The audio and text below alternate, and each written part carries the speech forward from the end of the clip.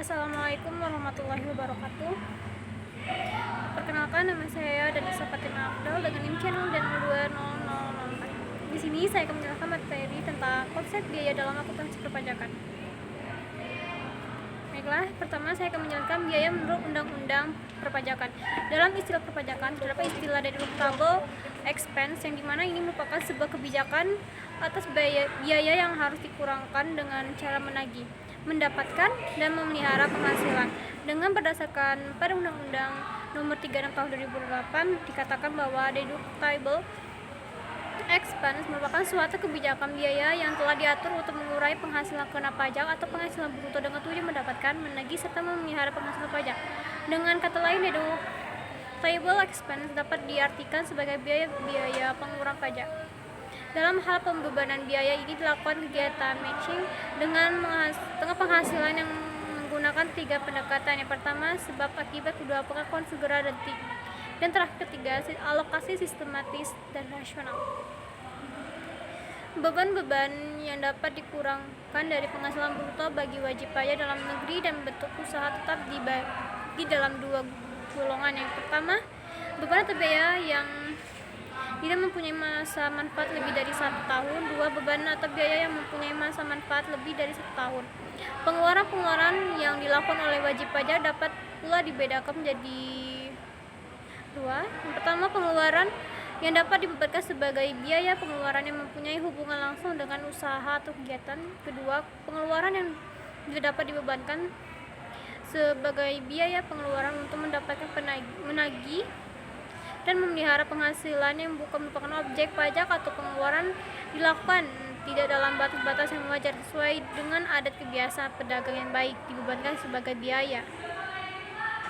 Biaya yang tidak boleh dibebankan, tidak setiap pengeluaran itu boleh dibebankan sebagai biaya sesuai ketentuan Perundang-Undangan Perpajakan. Pasal 9 ayat 1 Undang-Undang Pajak Penghasilan mengatur, yaitu untuk menentukan besarnya penghasilan kena pajak bagi wajib pajak dalam negeri dan bentuk usaha tetap tidak boleh dikurangkan, itu sebagai berikut. Pertama, pembagian laba dengan nama dalam bentuk apapun seperti dividen, termasuk dividen yang dibayarkan oleh perusahaan asuransi kepada pemegang polis, dan pembagian sisa hasil usaha koperasi. Kedua, biaya yang dibebankan atau dikeluarkan untuk kepentingan pribadi pemegang saham, sekutu atau anggota. 3. Pembentukan atau pemupukan dana cadangan, kecuali cadangan piutang tidak tertagih, untuk usaha bank dan sewa dengan hak opsi, cadangan untuk usaha asuransi, dan cadangan biaya reklamasi untuk usaha pertambangan yang ketentuan dan syarat-syaratnya ditetapkan dengan keputusan Menteri Keuangan. 4. Premi asuransi kesehatan, asuransi kecelakaan, asuransi jiwa, asuransi dwiguna, dan asuransi beasiswa yang dibayar oleh wajib pajak orang pribadi, kecuali jika dibayar oleh pemberi kerja dan premi tersebut dihitung sebagai penghasilan bagi wajib pajak yang bersangkutan. 5. Pengganti atau imbalan sehubungan dengan pekerjaan atau jasa diberikan dalam bentuk natura dan kenikmatan, kecuali menyediakan makanan dan minuman bagi seluruh pegawai, serta penggantian atau imbalan dalam bentuk natura dan kenikmatan diberikan di daerah tertentu dan yang berkaitan dengan pelaksanaan pekerjaan yang ditetapkan dengan keputusan Menteri Keuangan. 6. Jumlah yang melebihi kewajaran yang dibayarkan kepada pemegang saham atau kepada pihak yang mempunyai hubungan istimewa sebagai imbalan sehubungan dengan pekerjaan yang dilakukan. 7. Pajak penghasilan dalam ketentuan ini adalah pajak penghasilan terutang oleh wajib pajak yang bersangkutan.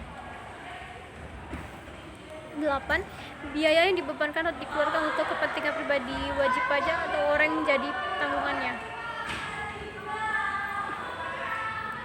9. Gaji yang dibayarkan kepada anggota persekutuan firma atau perseroan komanditer yang modalnya tidak terbagi atas saham. 10. Sanksi administrasi berupa bunga, denda, dan kenaikan, serta sanksi pidana dari sisi akuntansi pajak tidak diperkenankan. Arahnya pengeluaran sebagai akibat sanksi administrasi perpajakan itu dibebankan sebagai biaya.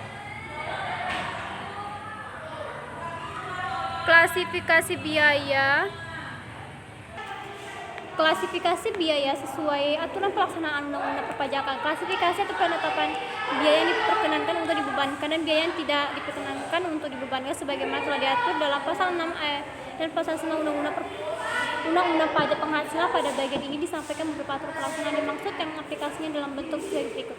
Yang pertama, biaya program dan sostek dan program dan sostek berkaitan dengan pembayaran premi atau iuran. Jaminan kecelakaan kerja dan jaminan kematian. Kedua, jaminan hari tua. Kedua, biaya pengobatan. Pembebanan biaya pengobatan ini perlu diperhatikan cara pembayarannya. Yang pertama, biaya pengobatan karyawan yang dibayar perusahaan langsung ke rumah sakit atau dokter dan apotik. Pembayaran tersebut sebagai pemberian kenikmatan sehingga tidak boleh dibiayakan dan bukan objek PPh pasal 21 bagi penerimanya. Sebagai contoh, apabila perusahaan mempunyai rumah sakit atau poliklinik sendiri. Kedua, biaya penggantian pengobatan, pemberian tunjangan pengobatan, uang pengobatan sebagai biaya yang dapat dikurangkan terhadap penghasilan bruto dan objek PPh pasal 21. 3. Biaya rekreasi dan olahraga. 4. Biaya perumahan. 5. Biaya kendaraan dinas. 6.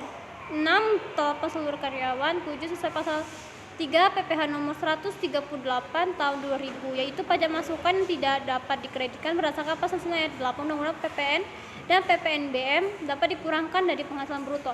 8. Pasal 4 PP nomor 138 tahun 2000 itu pengeluaran dan biaya yang tidak boleh dikurangkan dalam menghitung besarnya penghasilan kena pajak wajib pajak dalam negeri dan bentuk usaha tetap. 9. Pemberian natura atau kenikmatan yang berkaitan dengan pelaksanaan pekerjaan dapat dibebankan dan bukan merupakan objek PPh pasal 21. 10. Biaya entertainment, representasi, jamuan tamu dan sejenisnya sesuai SE 27 PJ 22 1986. Tidak diperkenankan untuk dibebankan, tetapi apabila dibebankan disyaratkan adanya daftar nominatif atau bukti yang dilampirkan dalam SPT tahunan PPh. 11. Pajak daerah dan retribusi daerah dapat dibebankan sebagai biaya dalam menghitung penghasilan kena pajak sepanjang memenuhi syarat yang memenuhi ketentuan Undang-Undang Nomor 34 Tahun 2000 tentang pajak daerah, retribusi daerah. Kompensasi kerugian. Yang pertama, kompensasi horizontal. Kompensasi ini diterapkan apabila wajib pajak dalam tahun pajak yang pertama memperhitungkan kompensasinya antara penghasilan suatu bidang usaha dengan kerugian bidang usaha lainnya. 2. Kompensasi vertikal. Dalam kompensasi vertikal ini dilakukan yaitu dengan jalan wajib pajak mengompensasikan penghasilan suatu tahun pajak dengan kerugian tahun sebelumnya. Undang-Undang Pajak Penghasilan mengandung kompensasi vertikal. Apabila penghasilan bruto dari wajib pajak dalam negeri dan bentuk usaha tetap setelah dilakukan pengurangan sesuai dengan pengeluaran yang diperkenankan seperti di atas, didapat kerugian, maka kerugian tersebut dapat dikompensasikan dengan penghasilan neto atau laba fiskal selama 5 tahun berturut-turut, dimulai sejak tahun pajak berikutnya sesudah tahun dapatnya kerugian tersebut.